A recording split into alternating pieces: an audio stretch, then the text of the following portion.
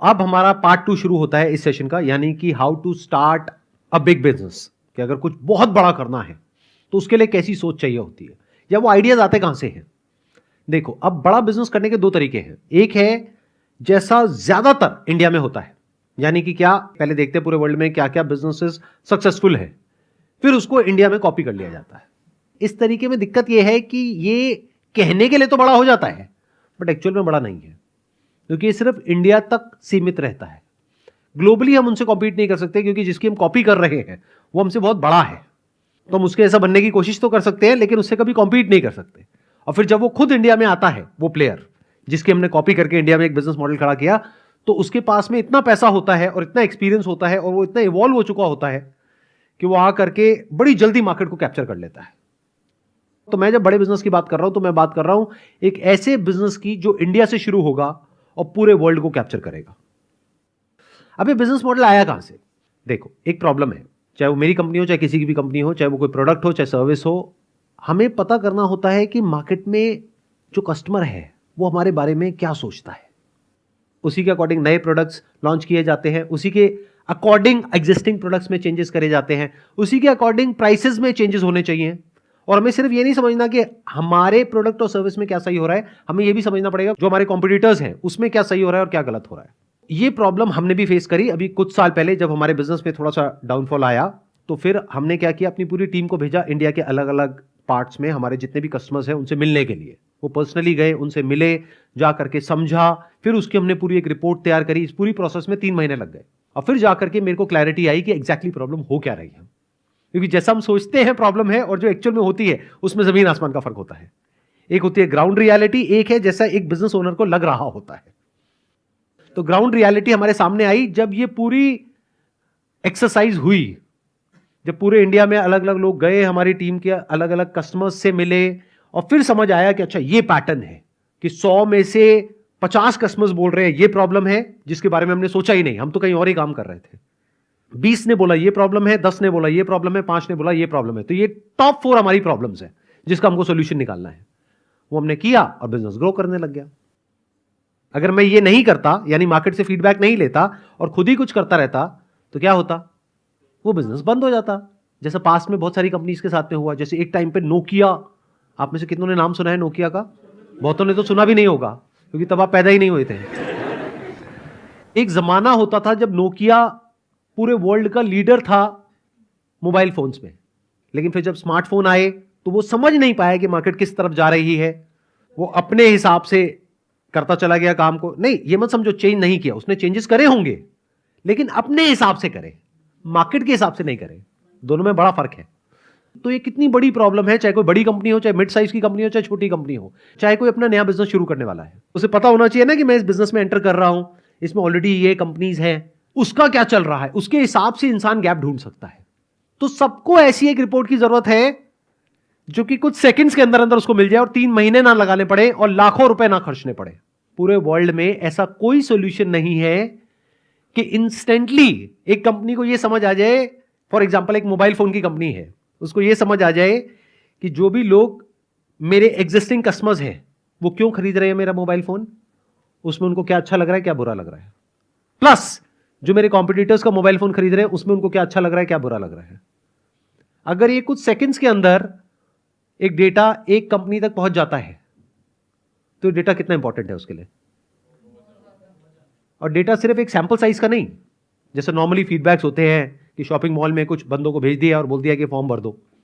बहुत बार तो वो जो पर्सन होता है वो खुद ही फॉर्म भर के आगे सबमिट कर देता है, उल्टे पुल्टे साइन करके कि लो जी हो गया फीडबैक। अभी it's like hitting in the dark, बिना डेटा के या विद लिमिटेड डेटा के। मतलब अभी कंपनीज कैसे एक्ट करती है, based upon what they think, what their people think, which is very different from what the market think. चलो मैं आपसे पूछता हूं, आप सब कंज्यूमर्स हो किसी ना किसी प्रोडक्ट के, किसी ना किसी सर्विस के। क्या आप सारे प्रोडक्ट से, सारे सर्विसेज से सेटिस्फाइड हो? नहीं हो। क्या ये बात उन कंपनीज को पता है? नहीं पता है, या पता भी है तो बहुत ही लिमिटेड वे में पता है। तो अब यहां से ये आइडिया आया था मेरे माइंड में कि कुछ ऐसा करना चाहिए, मतलब ये प्रॉब्लम सॉल्व होनी चाहिए, ये बहुत इंपॉर्टेंट है। और ये प्रॉब्लम सब जगह है, इंडिया में है, यूएस में, यूके में है, यूरोप में है, पूरे वर्ल्ड में है ये प्रॉब्लम। इसका कोई सोल्यूशन निकलना चाहिए, यानी कि कंज्यूमर और ब्रांड के बीच में एक डायरेक्ट कनेक्शन होना चाहिए। ये जो आइडिया है, this is a big business idea, ये कोई छोटा बिजनेस आइडिया नहीं है। तो ये काम 5-7-10 लाख रुपए में नहीं होगा। इसके लिए ideally you need to be someone from the tech background, और आपको कोई ऐसा को फाउंडर चाहिए जो कि बिजनेस बैकग्राउंड से हो। तो इसमें दोनों नॉलेज चाहिए, बिजनेस की भी नॉलेज चाहिए और टेक की भी नॉलेज चाहिए। तो आइडियली इस आइडिया को अगर बड़ा बनाना है तो 2 या 3 को फाउंडर्स होने चाहिए या 4 को फाउंडर्स होने चाहिए, जिसमें से कोई टेक बैकग्राउंड से हो और कोई बिजनेस बैकग्राउंड से हो। फॉर एग्जाम्पल, किसी ने IIT से इंजीनियरिंग कर रखी है और किसी ने IIM से MBA किया हुआ है। अब ये दोनों साथ में आ गए और कहा कि अब हम मिल करके कुछ बनाते हैं। इसमें हमें क्या करना है कि एक प्लेटफॉर्म बनाना है।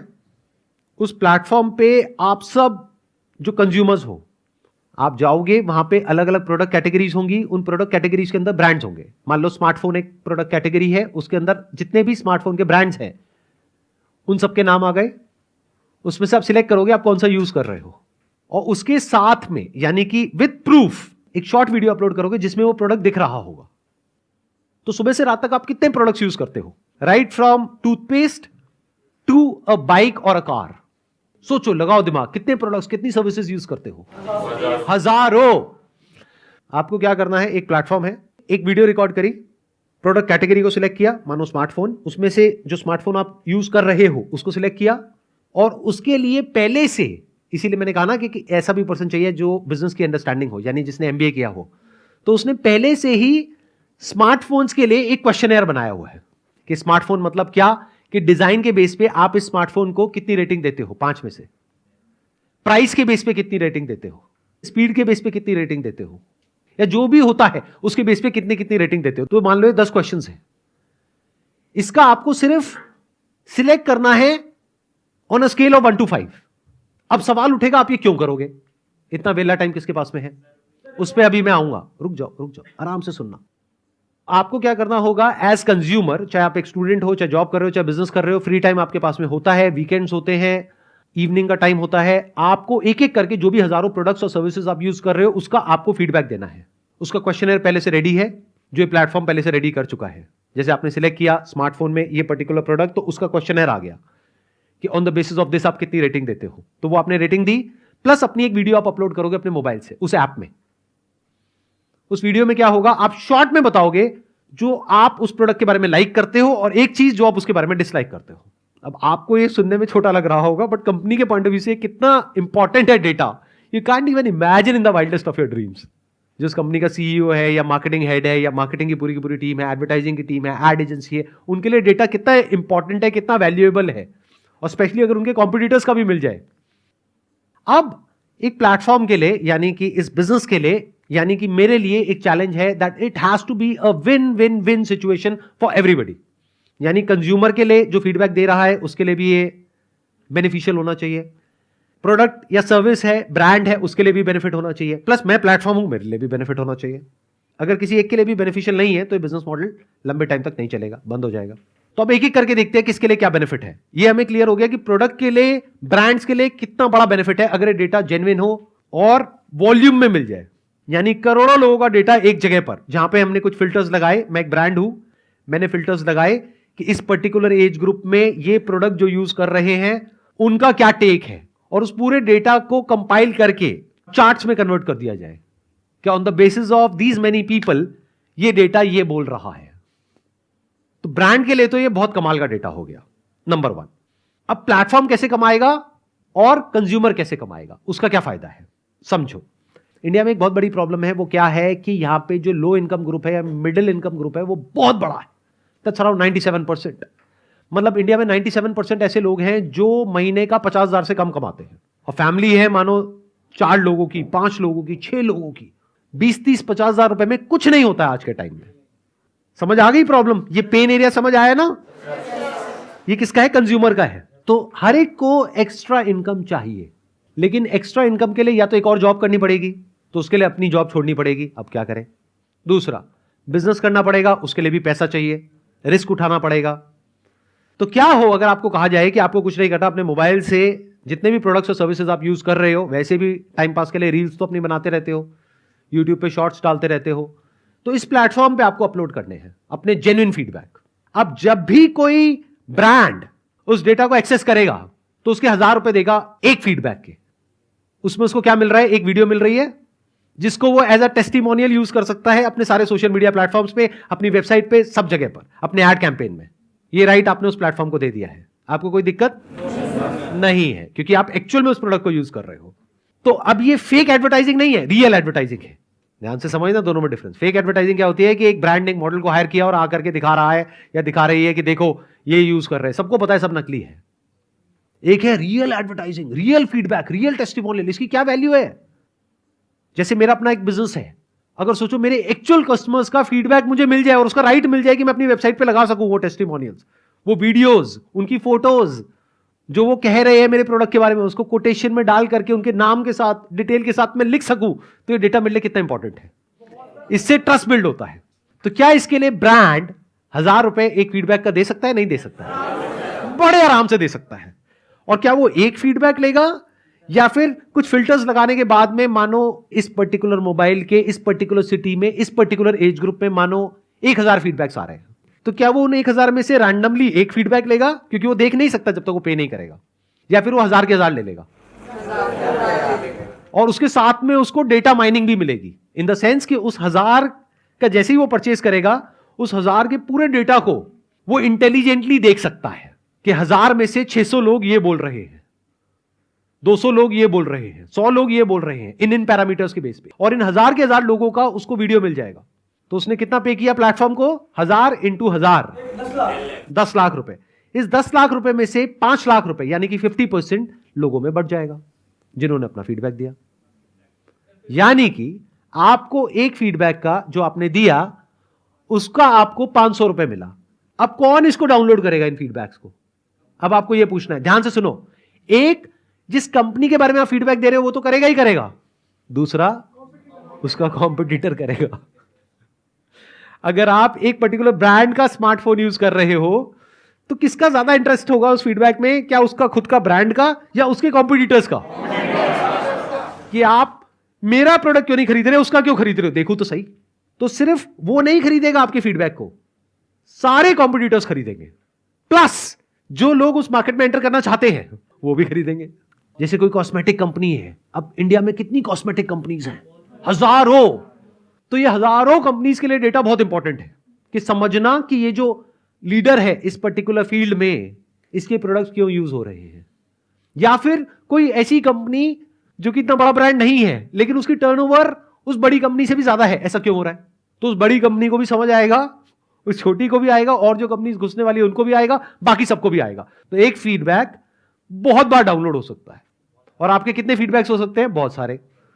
तो अगर महीने का, पेसिमिस्टिकली बात करूं, ऑप्टिमिस्टिकली ना करूं कि आपको लाखों रुपए आ जाएंगे, ये हो जाएगा, वो हो जाएगा, ये बकवास ना करूं, मैं आपको ये कहूं महीने का ये सब करके आपको जो भी आप कमा रहे हो, मानो 20-25 हजार रुपए, 30 हजार रुपए, 50 हजार रुपए कमा रहे हो, आपको महीने का 2-3 हजार रुपए, 4 हजार रुपए भी आने लग जाता है।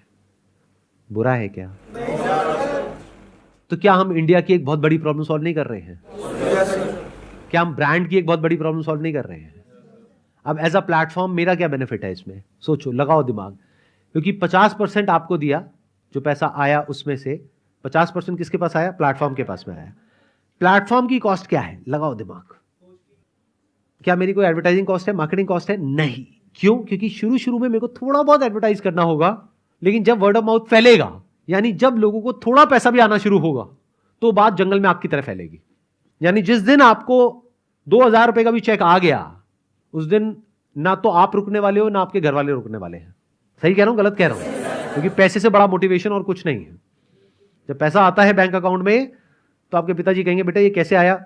मैंने ना ऐसे ऐसे करके ये वीडियो बनाई थी, ये किया, ये तो मैं भी कर सकता हूं, ठीक है कर लेते। पैसा किसको नहीं चाहिए? ये हो गया कंज्यूमर के एंड से। अब प्लेटफॉर्म के एंड से देखते हैं क्या गेम बनता है। इस प्लेटफॉर्म में जो कॉस्ट आने वाली है वो वन टाइम आने वाली है। एक बार ये प्लेटफॉर्म बिल्ड हो गया तो उसके बाद में इसकी मेंटेनेंस की कॉस्ट बहुत ज्यादा नहीं है। ना तो हमें कोई प्रोडक्ट खरीदना है, ना बेचना है, ना कुछ शिप करना है, सब कुछ ऑनलाइन है। तो जो जियोग्राफिकल बैरियर्स होते हैं वो टूट गए। यानी कि इसमें कोई भी इंसान किसी भी दुनिया के कोने से अपना फीडबैक अपलोड कर सकता है और कोई भी कंपनी कहीं से भी एक्सेस कर सकती है। तो right from day one we can have the vision to capture the entire globe. इसको बोलते हैं बड़ा बिजनेस. ये प्रॉब्लम सिर्फ इंडिया की नहीं है, पूरे वर्ल्ड की है. तो पूरे वर्ल्ड से इस प्लेटफॉर्म पे कोई भी आ सकता है. जैसे आप लोग यूएस की कंपनीज है, फेसबुक, गूगल, इंस्टाग्राम, यूट्यूब, उन सबको इंडिया में यूज कर रहे हो ना.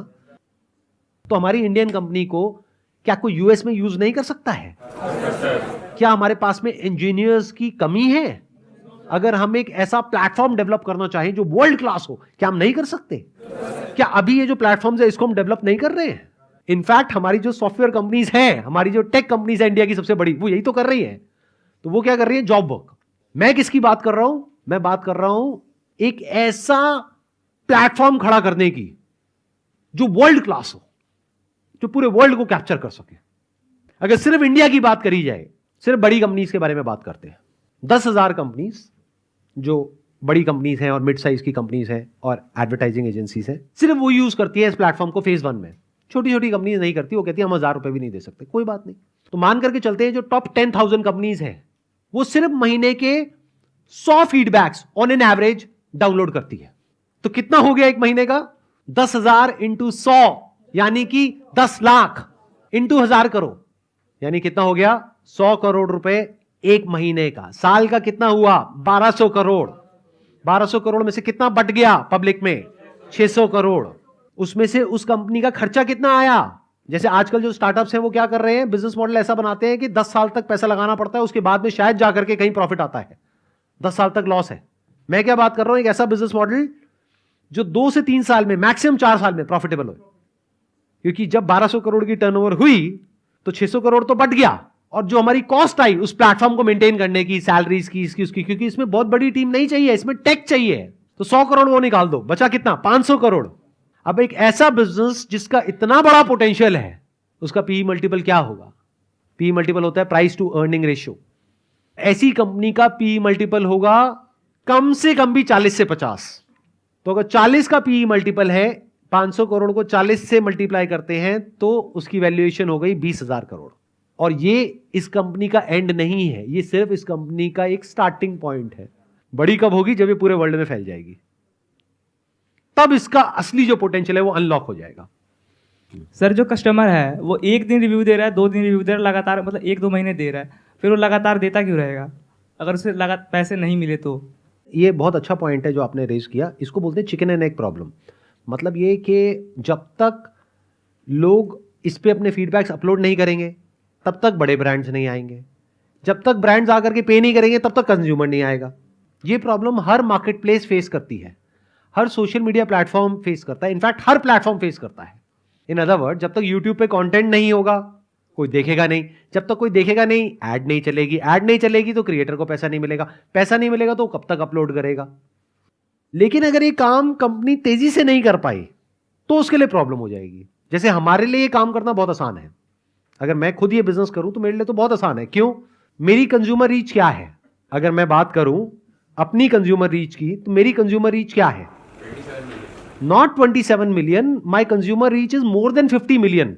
क्योंकि अभी आपने सिर्फ यूट्यूब की बात करी, अगर आप पूरे सारे प्लेटफॉर्म्स को कंबाइन कर दो और डायरेक्टली और इनडायरेक्टली कंबाइन कर दो, क्योंकि मेरा एक नेटवर्क है पूरा का पूरा. अगर मैं आज चाहूं तो सिर्फ अपने प्लेटफॉर्म के थ्रू नहीं, जिसको कहूंगा वो इन्वाइट करने के लिए तैयार बैठा है मेरे को अपने प्लेटफॉर्म पे. तो मेरी इनडायरेक्ट रीच अगर आप बात करोगे तो वो कम से कम भी नहीं तो 10 करोड़ है.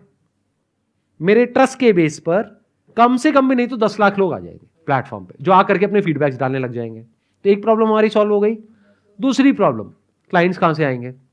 इमेजेस बाजार में हमारे क्लाइंट्स कौन है? छोटे मोटे बिजनेसेस या फिर जो बड़े बिजनेसेस हैं और जो बड़ी एजेंसीज हैं. जितने भी बड़े ब्रांड्स हैं इंडिया में, जितनी भी बड़ी कंपनीज हैं इंडिया में, वो सब ऑलरेडी हमारे कस्टमर्स हैं. तो हमारी ये प्रॉब्लम भी सॉल्व हो गई. उनके साथ में ऑलरेडी हमारी एक रिलेशनशिप है. तो मुझे प्लेटफॉर्म बनाना है, आप लोगों को बताना है ये प्लेटफॉर्म है जहां से आप कमा सकते हैं. इधर से उन एजेंसीज को बताना है जो ऑलरेडी हमारे कस्टमर्स हैं, जिनके साथ ऑलरेडी हम बहुत अच्छा बिजनेस कर रहे हैं, कि देखो आपके बेनिफिट के लिए ये भी हमने इंट्रोड्यूस किया है, और उसको हम प्रमोट कर देंगे अपने प्लेटफॉर्म से. तो वहां पे एक झटके में हमारे पास ब्रांड्स भी आ जाएंगे और कंज्यूमर्स भी आ जाएंगे. तो ये चिकन एंड एग वाली प्रॉब्लम सॉल्व हो गई. तो जो इंसान इसको करेगा, क्योंकि मैं तो नहीं करूंगा, मेरा इंटरेस्ट नहीं है, यानी दुनिया का सबसे अमीर आदमी बनने में, वॉट एवर, मेरा इस सब में कोई इंटरेस्ट नहीं है. तो जिसका भी इंटरेस्ट है उसको दोनों प्रॉब्लम सॉल्व करनी पड़ेगी. पहली, उसको बहुत सारे कंज्यूमर्स तक पहुंचना पड़ेगा। तो उसका तरीका क्या है, उसको इन्फ्लुएंसर्स के थ्रू पहुंचना पड़ेगा। प्लस ब्रांड्स के लिए भी उसके पास में एक सेल्स टीम और मार्केटिंग टीम होनी चाहिए जो कि उन ब्रांड्स को अप्रोच करे। और फेज 1 में सिर्फ बड़े बड़े ब्रांड्स को टैप किया जाएगा, या फिर बेटर स्टिल सिर्फ एक कैटेगरी से शुरू किया जाएगा। जैसे फ्लिपकार्ट ने जब अपना बिजनेस शुरू किया था तो सिर्फ बुक से किया था, Amazon ने जब किया था बुक से किया था, बाद में धीरे धीरे और भी प्रोडक्ट्स ऐड हो गए। तो यहां पे क्या किया जा सकता है, सिर्फ स्मार्टफोन से शुरू किया जा सकता है। काम आसान हो गया। स्मार्टफोन के कितने ब्रांड्स हैं इंडिया में, 15, 20, 30। तो इन 30 कंपनीज को ही तो अप्रोच करना है। 30 कंपनीज को अप्रोच करने के लिए कितनी बड़ी मार्केटिंग टीम चाहिए, 2-3 लोग भी बहुत है। तो स्मार्टफोन से शुरू किया जाएगा इस बिजनेस मॉडल को, फिर धीरे धीरे एक्सपैंड कर दिया जाएगा। तो इससे हमारी वो प्रॉब्लम सॉल्व हो जाएगी। नहीं तो एक साथ अगर हम करोड़ों प्रोडक्ट्स निकाल देंगे तो हम फंस जाएंगे। तो फेज 1 में इसको सिर्फ एक कैटेगरी से शुरू किया जाएगा जहां पे इसकी सबसे ज्यादा नीड है। And smartphone is the best category for this kind of a business model, क्योंकि वहां पे कितनी तेजी से चेंज हो रहा है। हर थोड़े दिन बाद कोई नया मॉडल आ रहा है। तो जब कोई नया मॉडल आएगा तो उनको दोबारा से फीडबैक चाहिएगा उस नए मॉडल का, उसके कॉम्पिटिटर्स को भी चाहिएगा। तो बिजनेस बहुत तेजी से घूमेगा। फिर बाद में धीरे धीरे जब कंज्यूमर्स आ गए और ये आ गए और एक साइकिल बन गई, तब और एक और कैटेगरी को इंट्रोड्यूस किया जाएगा, फिर एक और, फिर एक और, फिर एक और। सर आपने जैसे अभी बोला कि हमें बड़ी बड़ी कंपनीज तक रीच करना है उसके लिए, लेकिन अभी तो हमने स्टार्ट किया, हम बड़ी बड़ी कंपनी तक रीच कैसे करेंगे? तो ये बिजनेस मॉडल आपके लिए नहीं है ना। मैंने कब कहा ये आपके लिए है, मैंने कब कहा ये सबके लिए है। अरे मैं बात कर रहा हूं दुनिया की सबसे बड़ी कंपनी खड़ी करने के बारे में। तो इसके लिए कोई ऐसा इंसान होना चाहिए जिसकी कोई बहुत ही स्ट्रांग या तो एक्सपर्टीज हो या एजुकेशनल क्वालिफिकेशन हो, या उसके अंदर कुछ ऐसा हो कि कुछ प्राइवेट इक्विटी फंड्स या कुछ एंजल इन्वेस्टर्स उसके ऊपर पैसा लगाने को तैयार हो। तब वो इतना बड़ा बिजनेस खड़ा करने के बारे में सोच सकता है, नहीं तो नहीं सोच सकता। तभी मैंने इस सेशन को 2 पार्ट में डिवाइड किया, small business and big business. आप ये सोचो मैं अकेला ये बिजनेस खड़ा कर दूंगा, अरे ना भैया, इसमें शुरू में लगेंगे 5-10 करोड़ रुपए। तो 5-10 करोड़ रुपए लगाने के लिए भी होना चाहिए। जो एंजल इन्वेस्टर्स हैं या जो इन्वेस्टर्स हैं उनकी कमी नहीं है हमारी कंट्री में। वो ऐसे ऐसे बिजनेसेस को फंड कर रही है जहां पे प्रॉफिटेबिलिटी का दूर दूर तक कोई नामो निशान नहीं है, फिर भी उनको फंडिंग मिल रही है $500 मिलियन की, $1 बिलियन की। अरे तो ये बिजनेस तो क्लियर है, इसको फंडिंग नहीं मिलेगी क्या $10 मिलियन की? अगर फाउंडर्स तगड़े हो तो ये बिजनेस मॉडल हर एक के लिए है ही नहीं। इनफैक्ट हर काम हर एक के लिए नहीं होता है। जैसे बिजनेस हर एक के लिए नहीं होता है, जॉब हर एक के लिए नहीं होती है, ऐसे हर काम हर एक के लिए नहीं होता है। ये सिर्फ उन लोगों के लिए है जो एक्चुअल में कुछ बहुत बड़ा सोच रहे हैं और कुछ बहुत बड़े लेवल पे करने का दम भी रखते हैं। अगर आपके पास में इतने रिसोर्सेज नहीं है या वो कैपेबिलिटी नहीं है कि आप ये प्लेटफॉर्म बिल्ड कर सकें या इतने बड़े लेवल पे चीज़ों को एग्जीक्यूट कर सकें, तो प्लीज़ इस बिजनेस के बारे में मत सोचिएगा। तो जो पार्ट 1 में हमने बात करी थी स्मॉल बिजनेस के बारे में, that's a better way of starting. और जरूरी नहीं है जो मैंने कहा वही करना है कि अब सारे 99 ज्वेल्स खोल करके बैठे हैं गली गली में। नहीं, यू कैन अंडरस्टैंड कि मैं क्या कह रहा हूं, किस तरीके से कह रहा हूं। उस थॉट प्रोसेस को समझना ज्यादा जरूरी है, क्योंकि वहां से you will get that clarity of thought कि जिसके बेस पे जो आप करोगे there is a strong possibility कि वहां पे आपको सक्सेस मिलेगी। अगर बिना सही थॉट प्रोसेस के, बिना ये क्लैरिटी के कि क्या करना है और क्या नहीं करना है, आप कोई भी काम करोगे तो फेलियर के चांसेस बहुत ज्यादा है। तो समझना है तो ये मत समझो कि मैंने कुछ कहा बस उसको कॉपी करना है। ये समझो कि कैसे एक प्रॉब्लम को देखते हैं, कैसे सोल्यूशन निकालते हैं, कैसे चीजों को समझते हैं और फिर कैसे बड़ा सोचते हैं। Wish you all the best. I hope कि आप लाइफ में कुछ और अच्छा करोगे, कुछ बड़ा करोगे। Wish you all the best. Thank you.